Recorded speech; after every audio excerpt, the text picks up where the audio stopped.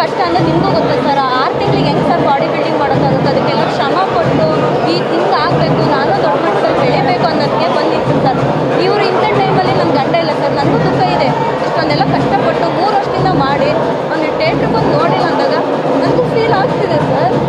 ನಾನು ಕೇಳೋದು ಅಷ್ಟೇ, ಎಲ್ಲ ಕನ್ನಡಿಗರ ಹತ್ರ ಕೈ ಮುಗಿ ಕೇಳ್ಕೊತಾ ಇದ್ವಿ, ಸಿನಿಮಾ ಚೆನ್ನಾಗಿದೆ, ಎಲ್ಲ ಫ್ಯಾಮಿಲಿ ಸಮೇತ ಬಂದು ನೋಡಿ. ಅವಾಗಲೂ ಎಲ್ಲ ರೀತಿಯೂ ನನ್ನ ಗಂಡಂಗೆ ಸಪೋರ್ಟ್ ಮಾಡ್ತಾನೆ ಇದ್ದೀರಾ. ಇವಾಗಲೂ ನಾವು ಏನೇನು ಕೊಡಬೇಕು, ಸಾಬೀತು ಮಾಡಬೇಕು, ಫೈಟ್ ಕೊಡಬೇಕು, ಸಾಕ್ಷಿ ಏನು ತರಬೇಕು ನಾವು ತಂದು ಕೊಡ್ತೀವಿ.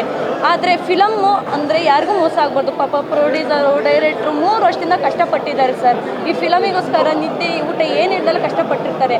ಅವ್ರಿಗೆ ಬೆಲೆ ಕೊಡಿ, ಬೆಳೆಸಿದ್ದೀರ, ಇವಾಗಲೂ ನೀವು ಬೆಳೆಸಿ ಅಂತ ಎಲ್ಲ ಬಂದು ಕುತ್ಕೊಂಡು ಥಿಯೇಟ್ರಲ್ಲಿ ಸಿನಿಮಾ ನೋಡಿ, ಸಿನಿಮಾಕ್ಕೆ ಇದು ಕೊಡಿ.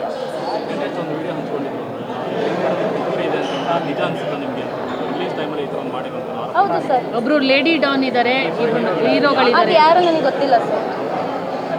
ತನಿಖೆ ಆದಮೇಲೆ ಎಲ್ಲ ಗೊತ್ತಾಗುತ್ತೆ ಸರ್. ಸರ್ ಒಂದು ಪ್ರೋಗ್ರಾಮಿಗೆ ಹೋಗ್ತಾ ಇದ್ರು, ಬರ್ತಾ ಇದ್ರು ಅಂದ್ರೆ ಕ್ಲೋಸ್ ಫ್ರೆಂಡ್ಶಿಪ್ಪಲ್ಲೇ ಇರ್ತಾರಲ್ವ ಸರ್. ಈಗ ಇವನು ಒಬ್ಬ ಇದು ಮಾಡಿದ್ದಾರೆ ಅಂದರೆ ಕರ್ಕೊಂಡು ಹೋಗೋದು, ಕರ್ಕೊಬರೋದು. ಯಾಕೆಂದ್ರೆ ನಾನೊಬ್ಳು ಹೆಣ್ಮಗಳು ಸರ್. ಒಂದು ಹೆಣ್ಮಗ್ಳನ್ನ ಎಷ್ಟು ಕೇರ್ ಕರ್ಕೊಂಡು ಹೋಗಿರ್ತೀವಿ ಅಷ್ಟೇ ಕೇರ್ ಆಗ್ತಾನು ಮನೆ ಹತ್ರ ಬಿಡೋದು ಜವಾಬ್ದಾರಿ, ಕರ್ಕೊಂಡು ಹೋಗೋದು ಇರುತ್ತಲ್ಲ ಸರ್. ಕರ್ಕೊಂಡೋಗಿ ಕರ್ಕೊಬರೋದು ಮಾಡ್ತಾಯಿದ್ರು ಸರ್. ಪ್ರೋಗ್ರಾಮ್ ಇದ್ದಾಗ ಹೋಗಿ ಬರೋದು ಮಾಡ್ತಾಯಿದ್ರು